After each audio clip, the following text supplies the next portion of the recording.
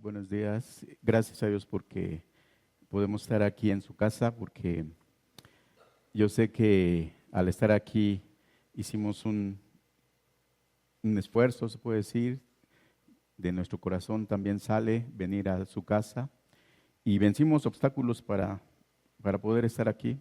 Yo creo que en diferente medida, pero vencimos algunas situaciones para poder estar aquí. Y me da gusto verle también, ya nos saludamos, hemos saludado a algunas personas y yo le doy gracias a Dios porque podemos estar juntos como iglesia. Yo quiero que vaya por favor al libro del profeta Isaías, capítulo número 1, y vamos a leer a partir del versículo número 10. Al leer esta porción de la Escritura, se me hizo un comienzo muy fuerte de parte del profeta. Y la palabra que él les está mencionando o les está diciendo, les está recalcando lo que son en ese momento.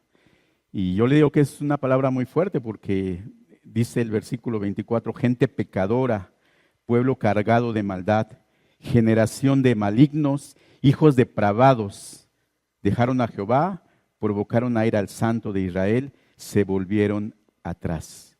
Así es como él comienza a hablarle al pueblo, como una gente pecadora, como gente cargada de maldad, como generación maligna, como una generación depravada. Dice el versículo 6, desde la planta del pie hasta la cabeza no hay en él cosa sana, sino herida, hinchazón y podrida llaga.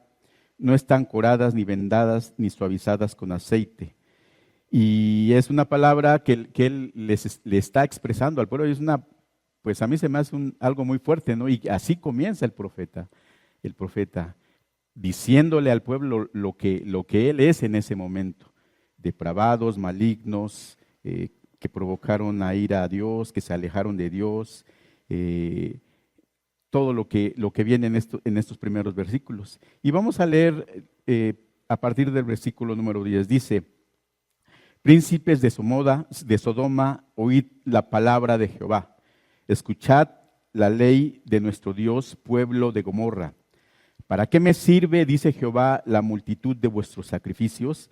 Hastiado estoy de holocaustos de carneros y de cebo de animales gordos. No quiero sangre de bueyes, ni de ovejas, ni de machos cabríos. ¿Quién demanda eso de vuestras manos cuando venís a presentaros delante de mí para hollar mis atrios? No me traigáis más vana ofrenda. El incienso me es abominación. Luna nueva y día de reposo.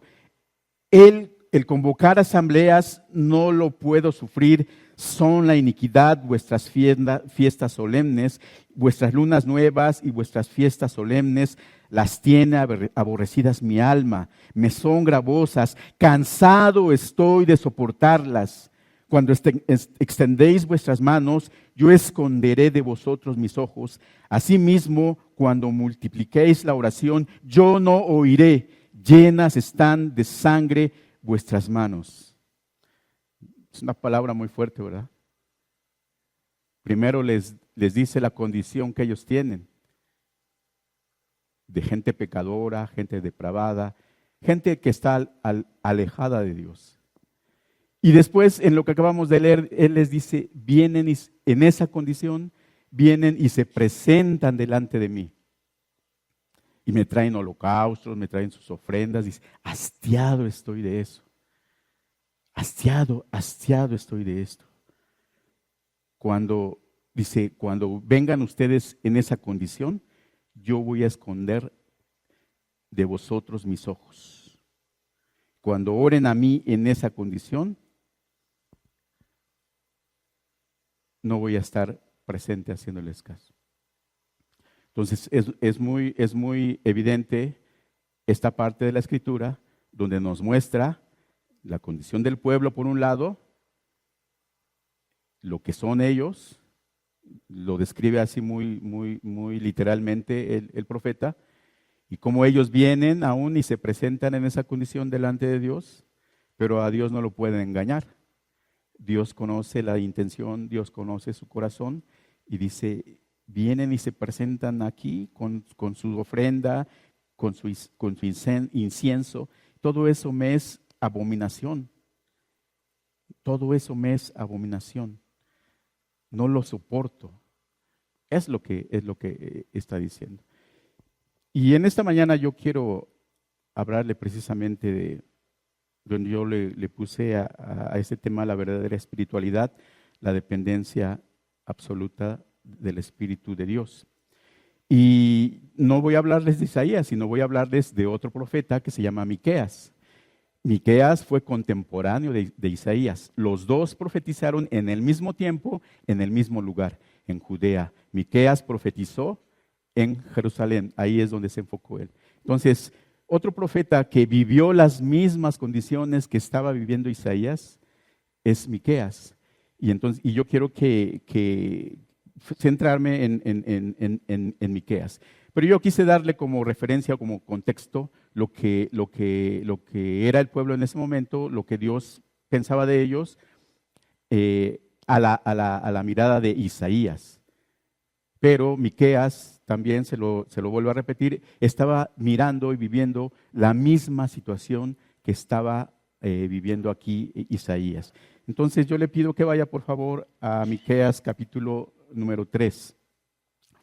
Miqueas es uno de los profetas menores, llamados menores. Usted ya sabe por qué se les llama menores, ¿verdad? Ya no se lo voy a repetir.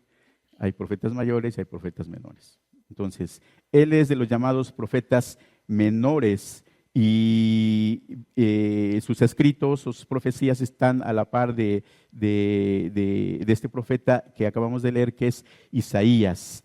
Entonces, este hombre se puede decir que era muy humilde. De hecho, era un hombre de campo.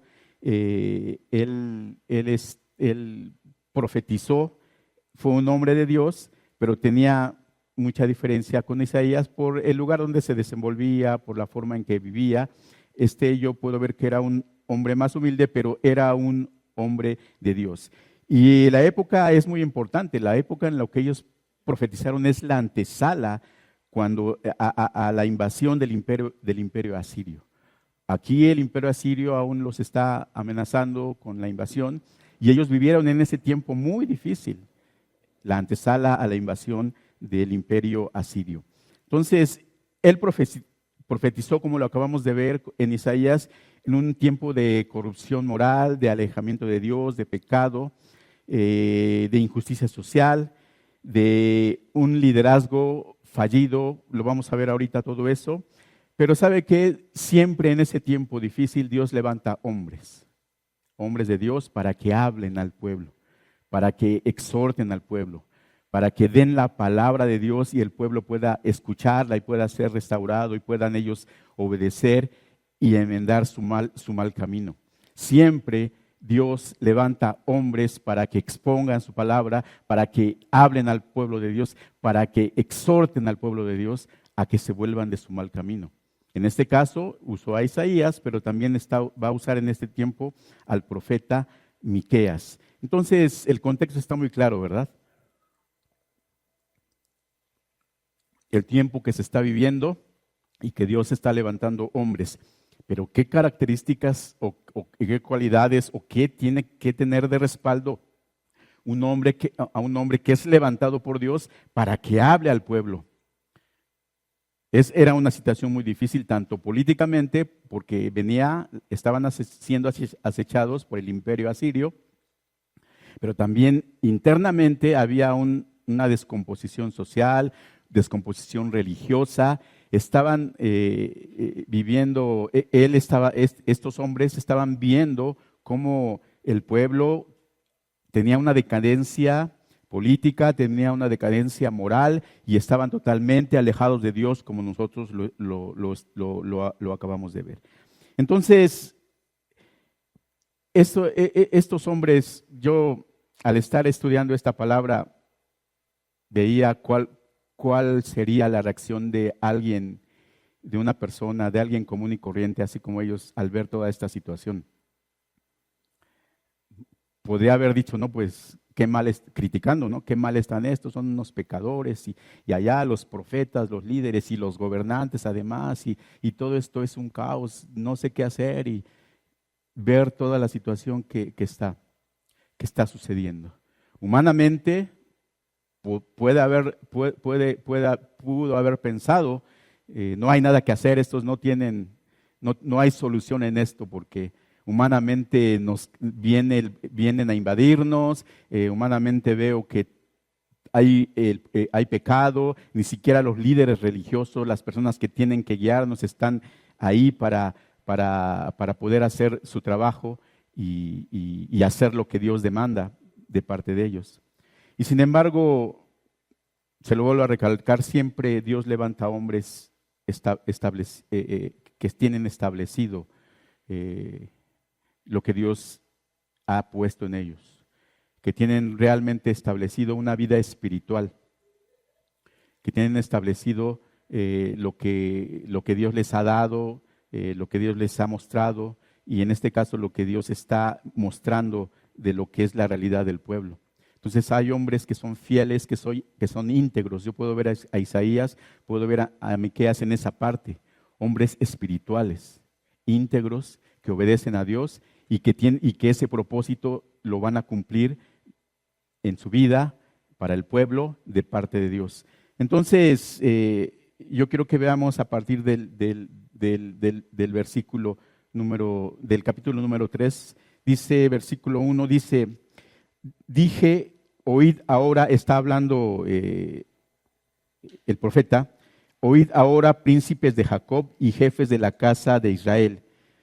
¿No concierne a vosotros saber lo que es justo? ¿A quién le está hablando? A los príncipes de Jacob, o sea, a los profetas, a los líderes, y a los jefes de la casa de Israel, a los gobernantes. Dice, ¿no concierne a vosotros saber lo que es justo?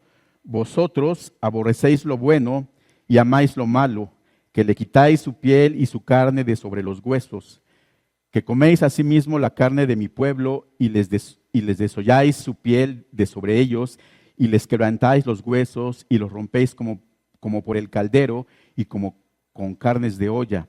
Entonces clamaréis a Jehová y no os responderá, antes esconderá de vosotros su rostro en aquel tiempo por cuanto hicisteis malvadas obras. Así ha dicho Jehová acerca de los profetas que hacen errar a mi pueblo y claman paz cuando tienen algo que comer, y al que no les da de comer proclaman guerra contra él. Por tanto, de la profecía se os hará noche y oscuridad del adivinar. Y sobre los profetas se pondrá el sol y el día se entenebrecerá sobre ellos. Y serán avergonzados los profetas y se confundirán los adivinos. Y ellos todos cerrarán los labios porque no hay respuesta de Dios.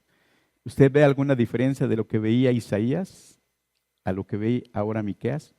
Eran contemporáneos y están viendo lo mismo.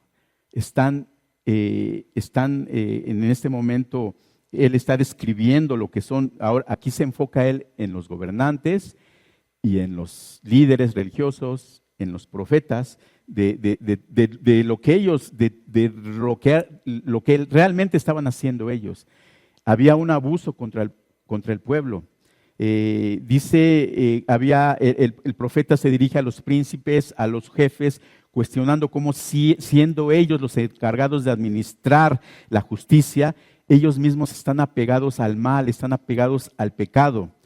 Y aquí hay una metáfora que utiliza muy fuerte acerca del canibalismo, cuando dice que comen, dice, les quitáis su piel y su carne de sobre los huesos, que coméis asimismo la carne de mi pueblo. Es una metáfora que él está usando de cómo abusaban del pueblo. Dice, casi se los están comiendo, le quitan la piel y comen su carne. Y es un ejemplo de una metáfora muy fuerte de lo que él está viendo, de lo que ellos hacían con el pueblo. Entonces había un abuso tremendo de parte de estos gobernantes.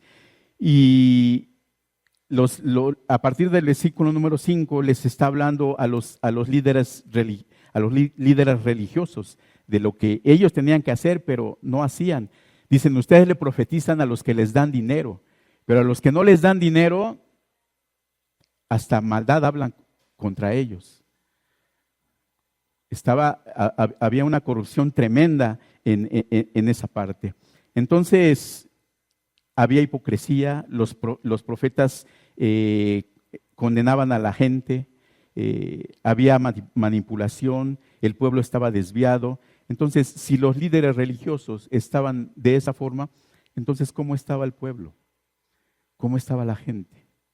Alejados totalmente de Dios. No había una guianza, no había un camino que seguir. Al contrario, abusaban de las personas. Y ante esa situación se levanta este hombre, el profeta Miqueas. Dios lo escogió para darles una palabra. Yo le preguntaba y cuestionaba hace un momento, ¿cuál es la condición que debería tener este hombre para poder enfrentarse a todo esto? Porque era él solo el que se levantó. Y está cuestionando a los gobernantes y está cuestionando a los líderes religiosos.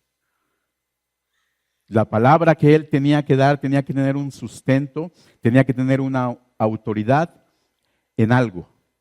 No podía ser solamente una palabra vacía, sino tenía que tener un apoyo, no solamente moral, sino un apoyo espiritual, una autoridad para que la gente pudiera recibir esa palabra de parte de Dios, no de parte del profeta, no de parte de que alguien habla de parte de Dios, sino una palabra que es prácticamente de Dios. Dios hablando al pueblo y él solamente siendo un transmisor. Así es como se debería de tomar, pero él debería de tener ese sustento y ese apoyo.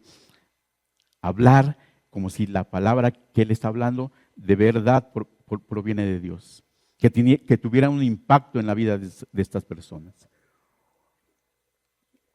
¿Cómo debería de ser esta palabra? ¿Qué sustento debería de tener?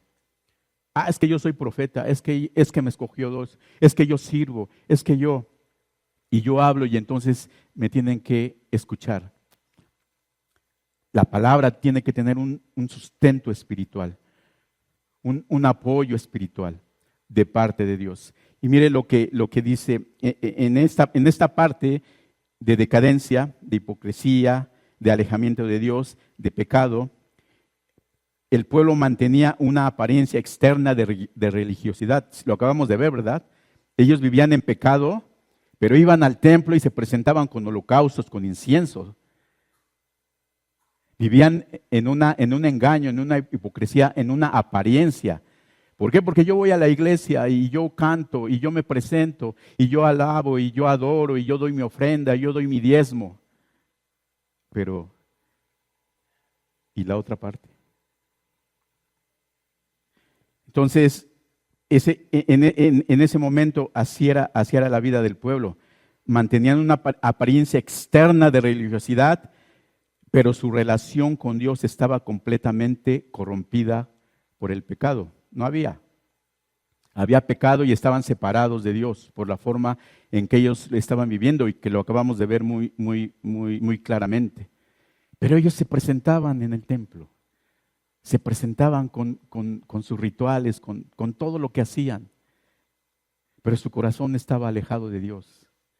No solamente el pueblo, sino los gobernantes, los líderes, el pueblo, se presentaban delante de Dios.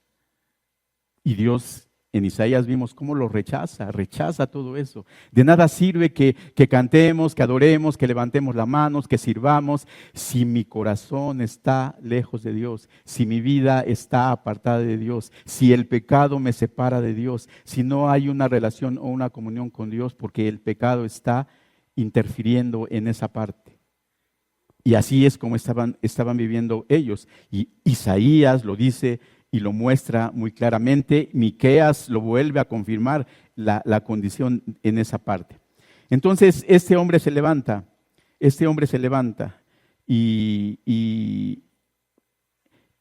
pero tiene que tener un sustento espiritual. Dice el versículo número 8, Mas yo, está hablando ya que Miqueas les menciona todo esto, dice, mas yo estoy lleno del poder del Espíritu de Jehová y de juicio y de fuerza para denunciar a Jacob su rebelión y a Israel su pecado. Esa es la autoridad que él tiene. Dios levanta a este tipo de hombres íntegros, entregados, pero que tienen un sustento espiritual, tienen un apoyo de parte de Dios, no por sus recursos, no por lo que ellos hacen, no porque son muy buenos, no porque conocen mucho, sino su sustento está en el Espíritu Santo. Por eso tienen la autoridad él de ir, presentarse delante del pueblo y decirles. Por eso Isaías se levanta y les dice al pueblo, ustedes son un pueblo depravado, pecador, que se presenta delante de Dios y Dios les dice, hastiado estoy de sus ofrendas. ¿Qué pasaría si alguien viene y le dice a usted, oye, sabes que de parte de Dios estás mal, estás haciendo mal lo que tú haces, te estás presentando delante? Lo mismo que dice Isaías, estás viviendo en pecado, estás alejado de Dios, con palabras más ligeritas, no como dice Isaías. ¿Cómo lo tomaría usted? ¿Y qué viene y me dice? Él está igual, está peor que yo, que no ve a sus hijos, no ve a su esposa. ¿Cómo lo recibe? Y el pueblo aquí, ¿cómo lo recibe también? Aquí este hombre tenía autoridad. Cuando alguien es capaz de decir esto es porque hay una autoridad espiritual, porque hay una autoridad espiritual, porque hay un sustento espiritual. Y aquí dice, mas yo estoy lleno del poder del Espíritu de Jehová y de juicio y de fuerza para denunciar a Jacob su rebelión y a Israel su pecado. Miqueas se presenta, nosotros podemos ver en Miqueas un fuerte contraste de lo que son los profetas a los que él está hablando y lo que es él como profeta. Y la frase que él primero dice, mas yo, bueno, ellos son así, pero yo tengo esta autoridad, yo soy así. El texto en hebreo comienza con una palabra que dice anoki, yo, en cambio yo, mas yo, pero yo no soy como aquellos profetas. Yo vengo a hablarles de parte de Dios, yo vengo a expresarles la palabra de Dios y esta es la condición. Y es un contraste radical, En el texto hebreo comienza con esta palabra anoki, mas yo en cambio. Y es algo que es importante porque él hace una diferencia de lo que es él como profeta y de lo que son los otros profetas, que vimos lo que eran, ¿no? Y cómo actuaban. Entonces, mientras los otros profetas estaban sumidos en la oscuridad, en el pecado, avergonzados, confundidos, porque Dios ya no les respondía como acabamos de ver, Miqueas se presenta como algo distinto. Dice, yo estoy lleno del poder del Espíritu de Jehová. ¿Hay diferencia? Entonces yo puedo ver aquí una gran diferencia entre lo que era el pueblo alejado de Dios con una falsa vida espiritual, y lo que era él lleno del poder del Espíritu de Jehová. Un hombre de Dios, un hombre íntegro, que obedece a Dios y que está viendo que Dios le permite ver toda esa maldad, toda esa situación, para que él pueda hablar a Dios, no de su parte, no lo que él está viendo, no lo que piensa, sino de parte de quién, de parte de Dios. ¿Por qué? Porque dice que está lleno del poder del Espíritu de Jehová. ¿Es importante esto? ¿Hace mucha diferencia esta parte? Estar lleno del Espíritu de Dios y no estar lleno del Espíritu de Dios. Estos profetas hablaban en el nombre de Dios, oraban, no sé, decían profecías, pero en su condición espiritual. La condición espiritual de este hombre totalmente diferente, totalmente opuesta, porque estaba lleno del poder del Espíritu de Dios. Una gran diferencia. ¿Cómo nos presentamos? ¿Cómo estamos delante de Dios? solamente practicando una religión, haciendo cosas religiosas, pero con un corazón alejado de Dios, o como el profeta, con el poder del Espíritu de Dios, con el poder del Espíritu de Dios. Entonces, yo puedo ver en este versículo cosas muy importantes. Afirma estar lleno. Afirma estar lleno. La palabra hebrea malé, que implica estar colmado, sin espacio para nada más. Completo, colmado y sin espacio. Ya no cabe nada más. Estoy lleno de su Espíritu Santo. Ya no hay más. Ya no me puedo llenar con otra cosa. Si el Espíritu Santo llena mi vida, ya no cabe ninguna otra cosa más. Dice, esta plenitud, nosotros lo podemos ver, está compuesta por 3 elementos, o viene a darle al profeta 3 elementos a través de su Espíritu.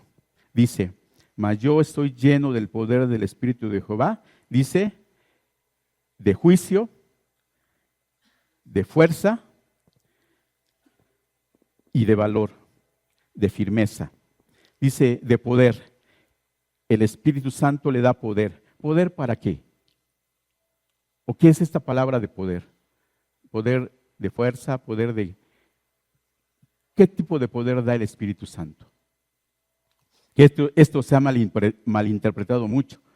El poder que te da el Espíritu Santo. Y recibiréis poder cuando haya venido sobre vosotros el Espíritu Santo. ¿Qué tipo de poder es el que viene a mi vida cuando viene el Espíritu Santo a mi vida? Poder. ¿Qué tipo de poder? Pues déjeme decirle que aquí es la palabra hebrea kahak, que sí tiene que ver aquí en esta traducción a la fuerza física, a la capacidad de resistencia o a la energía vital. Yo le decía que este profeta estaba en medio de una situación muy fuerte y necesitaba el poder del Espíritu Santo, una capacidad para soportar la presión que conllevaba enfrentar ese tipo de situaciones. En este caso, la palabra poder en hebreo, ka'aj, significa una capacidad para soportar la presión. Un poder de fuerza física, de capacidad y de resistencia en esta traducción. En este caso. Entonces, es lo que él necesitaba para poder enfrentar lo que estaba viviendo, lo que venía con el imperio asirio, lo que estaba enfrentando con los gobernantes y con la parte religiosa. Dice de juicio, como en esta parte la palabra juicio, mispat, la palabra hebrea mispat, juicio, va en el sentido de un discernimiento. Juicio, discernimiento, donde, y vaya que le hacía falta un discernimiento, porque él estaba viendo, igual que Isaías, que la gente venía, se presentaba, daba sus ofrendas, hacía todo lo que tenía que hacer dentro del templo. Pues todos podíamos decir, no, pues qué bien, ¿no? Vienen, se presentan, se humillan, ofrecen la ofrenda, hacen todo lo que tienen que hacer en la parte religiosa. Y si no hay un discernimiento, él dice, pues está bien, ¿no? ¿En qué están fallando? Pero Dios le da esta parte del juicio, un discernimiento, para que él pueda ver realmente lo que está viendo. Y lo que él está hablando de parte de Dios, lo está mirando, pero lo está comprobando también. Yo veo y Dios me está dando ese discernimiento para que vea realmente a estas personas lo que están haciendo, que no es correcto lo que están haciendo, que están viviendo una vida en apariencia, y es la forma en lo que él está hablando. Y el término valor o fuerza, la palabra hebrea jeburá, que es un término militar donde es fuerza que necesita un guerrero para pelear una batalla. Entonces, Miqueas está recibiendo de parte de Dios el poder, el juicio, el valor, el propósito y la firmeza para poder enfrentar lo que él está viendo. Y fíjese, al final, lo que dice esta parte del versículo, ¿para qué? ¿Cuál es el propósito de todo esto? Para dar a conocer a Jacob su rebelión y a Israel su pecado. Ese es el propósito. Para dar a conocer a Jacob, o sea, al pueblo, su rebelión y a Israel su pecado. Yo le decía hace un momento, no es tan fácil ir y decirle a una persona, estás en pecado, estás mal, estás en rebelión, estás alejado de Dios, todo lo que haces no lo acepta Dios, endereza tus caminos. Él necesitaba el poder de Dios y ese propósito, el poder de Dios, la llenura del Espíritu Santo para poder darle a conocer al pueblo su rebelión y su pecado, que vivían en pecado. Pero es a través del Espíritu Santo.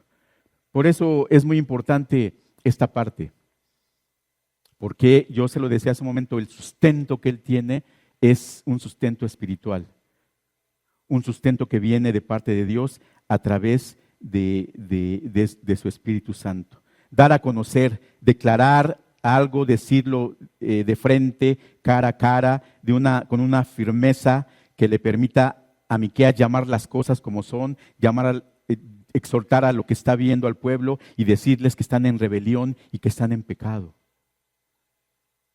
Eso es lo que él tenía que hacer, pero no lo podía hacer en su parte humana, sino tenía que tener el sustento espiritual del Espíritu Santo, lleno del Espíritu Santo, lleno del Espíritu Santo.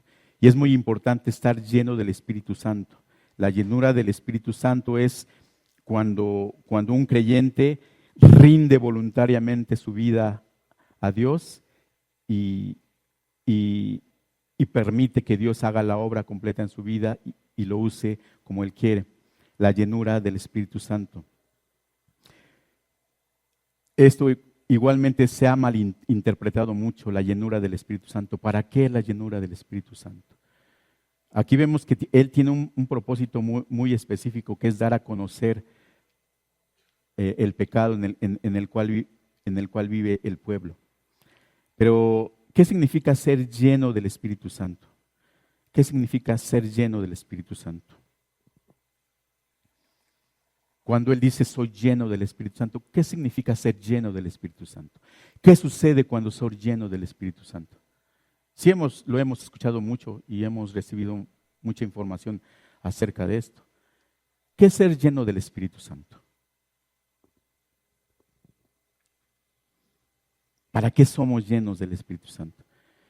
El apóstol Pablo nos compara esta llenura con no embriagarse con vino, sino ser controlado por el Espíritu Santo. Ya no te dejes controlar por el vino, sino ahora que el Espíritu Santo controle tu vida, tus pensamientos. Eso es ser lleno del Espíritu Santo. Cuando viene el Espíritu Santo a mi vida y controla, no solamente mis pensamientos, sino controla totalmente mi vida. Dice, el alcohol domina las acciones de una persona, ¿sí, verdad? Cuando alguien está alcoholizado, pues, el alcohol es el que controla y todo lo que hace una persona en ese estado. Pues ahora dice, el Espíritu Santo debe de dominar tus pensamientos, tus motivos, tus acciones, todo lo que haces, el Espíritu Santo. Esa es la llenura del Espíritu Santo. Esa es la llenura del Espíritu Santo. ¿Para qué sirve la llenura del Espíritu Santo? Otorga denuedo, firmeza para compartir, trae guianza a nosotros. Hay un fruto espiritual, amor, gozo, paz, paciencia, dominio propio, que viene a operar en nuestro carácter. Nos capacita con dones espirituales para servir a la iglesia, al prójimo.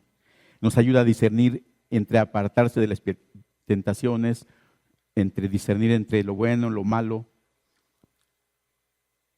Eso es ser lleno del Espíritu Santo y lo que viene a hacer en mi vida. No se trata de una experiencia emocional, no se trata de algo momentáneo, algo aislado, sino es una comunión continua con Dios, una comunión continua con el Espíritu Santo. La llenura es constante, la llenura es diario. No puedo decir, hoy soy lleno del Espíritu Santo, pero mañana no. Sino la llenura del Espíritu Santo es algo constante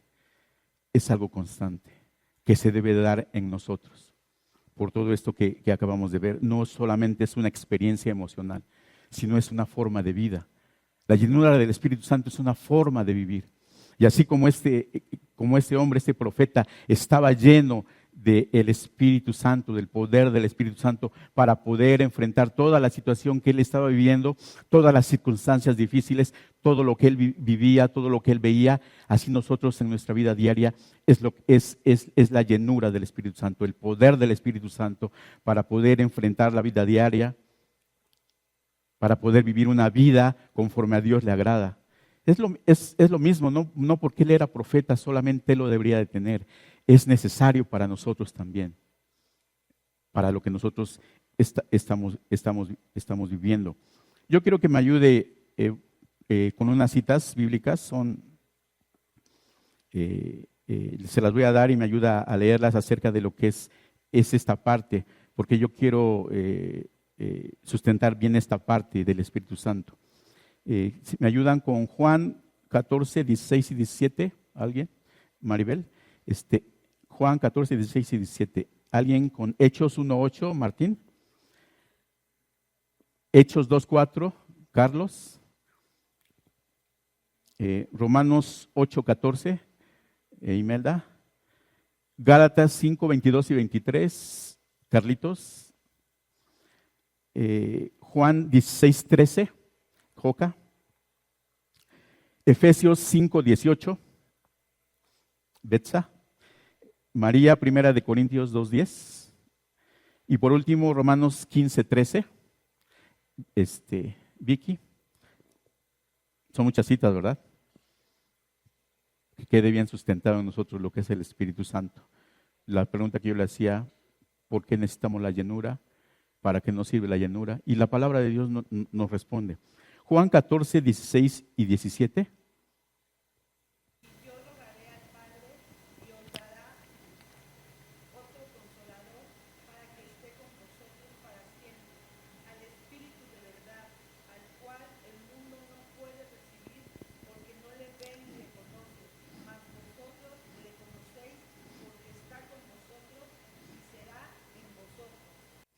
La promesa del Espíritu Santo. Allá estaba con Miqueas, solamente venía Miqueas, nadie más lo tenía. Él tenía el privilegio de tener el poder de la llenura del Espíritu Santo. Pero aquí la promesa es para todos. Eso es una bendición muy grande de Dios. La promesa es para todos. No solamente para un hombre en la antigüedad, en el Antiguo Testamento, para que obedeciera a Dios y para que le hablara al pueblo. Aquí la promesa es para todos. La promesa del Consolador, el Espíritu de verdad, para que esté con nosotros para siempre. Hechos 1:8.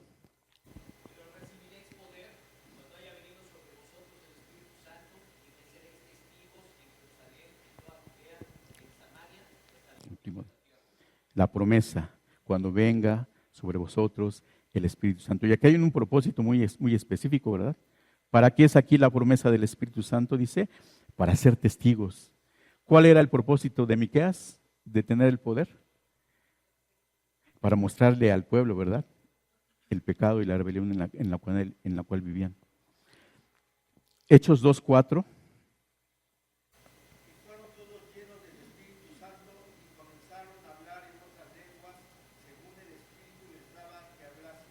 Aquí la promesa se cumple.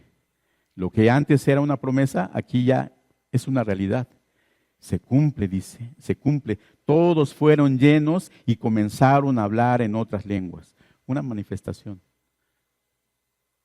Y todos fueron llenos el cumplimiento de la promesa en Pentecostés. La promesa y el cumplimiento. Romanos 8:14.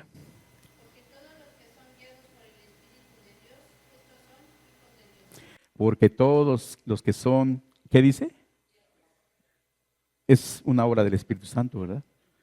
Todos los que son guiados por el Espíritu de Dios, estos son hijos de Dios. Gálatas 5, 22 y 23. Pero el fruto del Espíritu es amor, gozo, paz, paciencia, benignidad, bondad, fe, mansedumbre, templanza. Contra tales cosas no hay ley. Y aquí como que ya se va haciendo más específico, ¿verdad? La llenura del Espíritu Santo que trae a mi vida. La llenura del Espíritu Santo transforma nuestras vidas. La llenura del Espíritu Santo viene a dar una visión, un cambio de mentalidad, pero que tiene un fruto, una transformación en mí. Dice, el fruto del Espíritu es amor, gozo, paz, paciencia, benignidad, bondad, fe, mansedumbre y templanza. Es un fruto de la llenura del Espíritu Santo. Juan 16:13. Pero cuando venga el Espíritu de verdad, Él los guiará a toda la verdad, porque no hablará por su propia cuenta, sino que hablará todo lo que oyere y os hará saber las cosas que habrán de venir. Él nos guiará. Y se vuelve a repetir esta parte de que Él nos guía. Y es una parte muy, muy importante. Nosotros estamos acostumbrados a vivir a nuestro criterio, a lo que vemos, pero el Espíritu Santo nos guía y nos guía a toda verdad, a la verdad, y nos hace saber las cosas, nos guía y nos transforma. El Espíritu Santo llena a los creyentes de esperanza, de gozo, de paz, de fe y de muchas otras cosas que no están aquí. Gozo, paz. Esa es la obra del Espíritu Santo en nuestra vida. Para eso es la llenura del Espíritu Santo. Necesitamos ser llenos del Espíritu Santo. Es algo muy importante para mí recalcar esta parte del profeta Miqueas, en la condición en la que él vivía.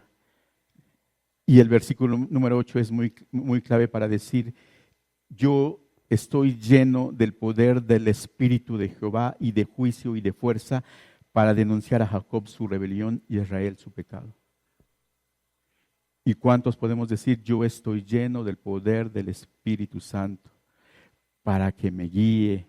Lo que acabamos de leer, para que me dé poder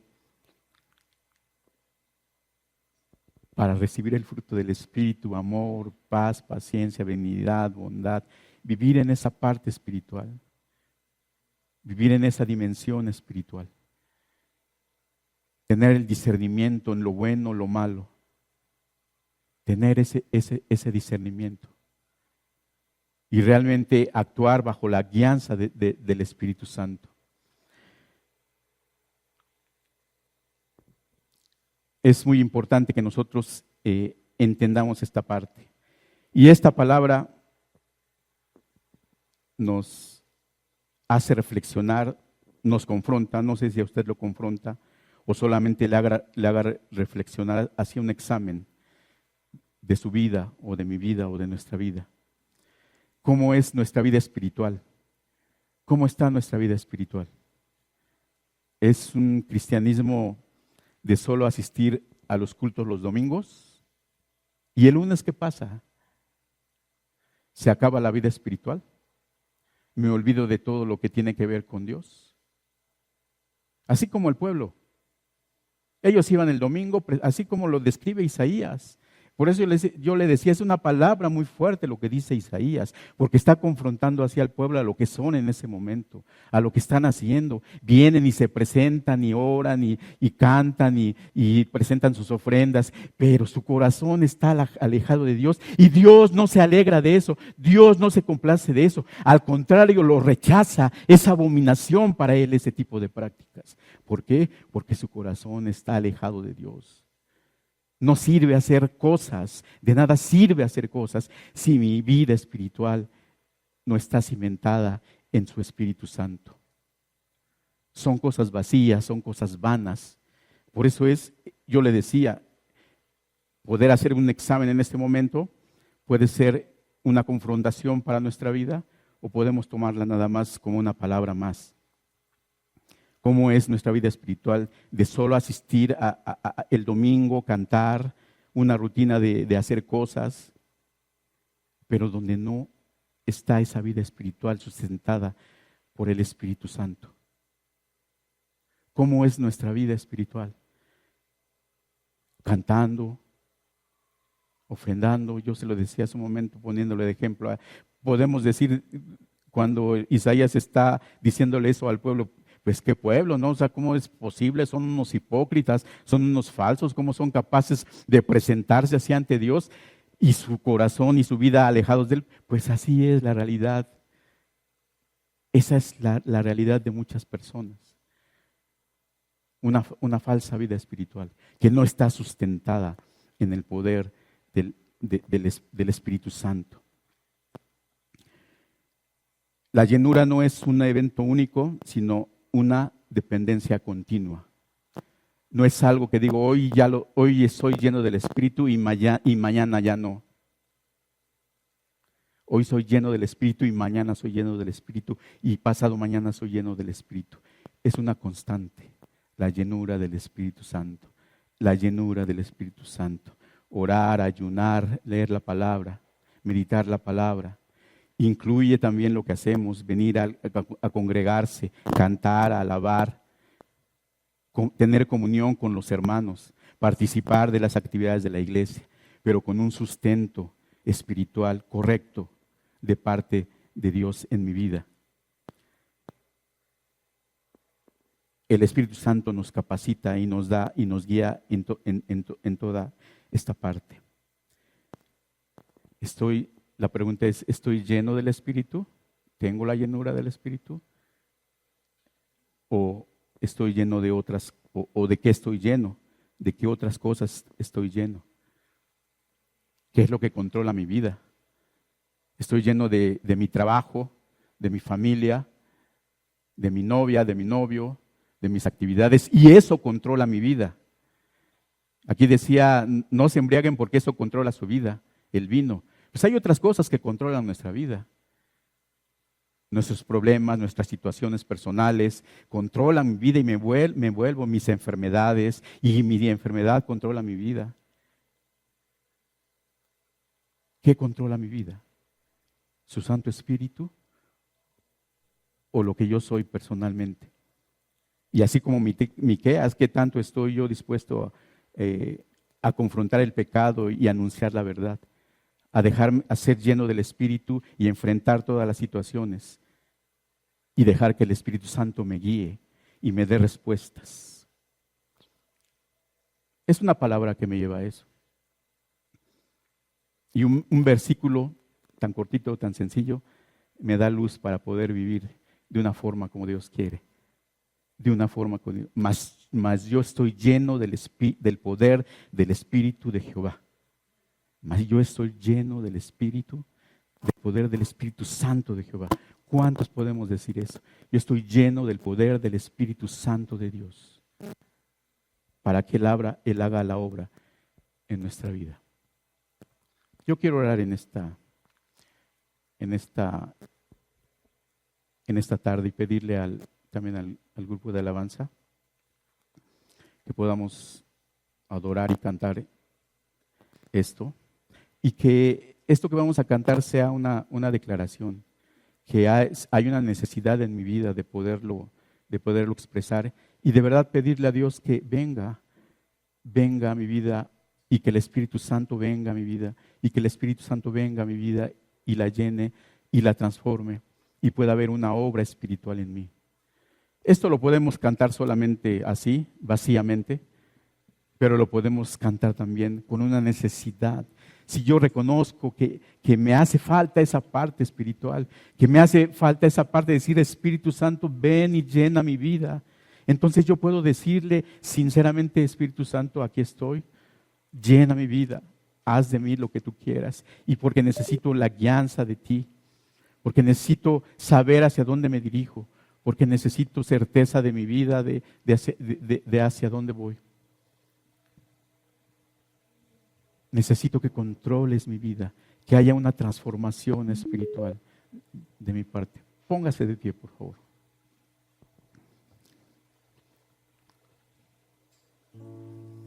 Aquí estamos, Señor. Aquí estamos, Dios.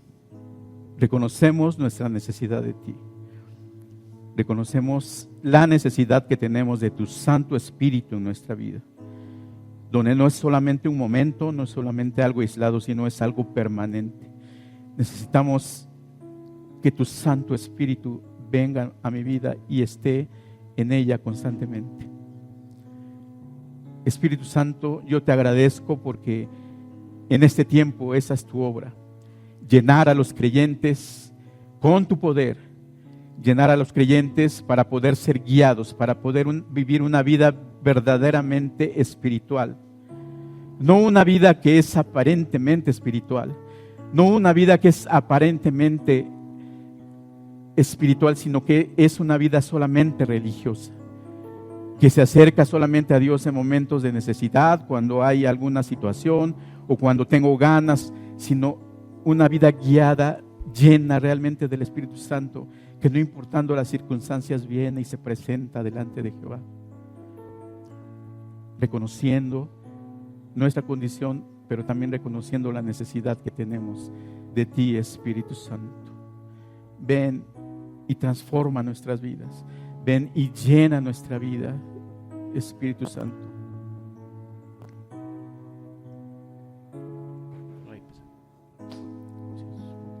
Ven, Espíritu